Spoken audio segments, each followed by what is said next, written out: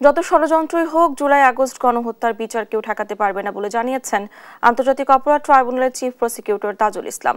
রোববার 4 মামলার শুনানি শেষে এই কথা বলেন তিনি। জানান, গুমের মামলা তদন্ত করতে গিয়ে চিফ প্রসিকিউটর ও তদন্ত দলকে হত্যার উদ্দেশ্যে বোমা পুঁতে রাখা হয়েছিল। অবিলম্বে ট্রাইব্যুনালের সংখ্যা বাড়বে বলেও জানান তিনি। এর আগে সকালে হত্যা মামলার আসামিদের ট্রাইব্যুনালে হাজির করা হয়। পরে শুনানি শেষে চানখারপুল গণহত্যায় নাসিরুল ইসলামকে 10 এপ্রিল জিজ্ঞাসাবাদের নির্দেশ ও যাত্রাবাড়ী থানার হত্যা মামলায় তদন্ত প্রতিবেদন দাখিলে 15 জুন ধার্য করেছে ট্রাইব্যুনাল। জেরা করার জন্য ছিল, সেই পক্ষে ডিফেন্সের পক্ষে 4টা মামলার মধ্যে প্রথম দুটোতে আমরা, একটা হচ্ছে যাত্রাবাড়ির কেসের মধ্যে আমরা 3 মাসের সময় বৃদ্ধির জন্য আবেদন করেছিলাম যে তদন্ত শেষ করতে আমাদের সময় লাগবে।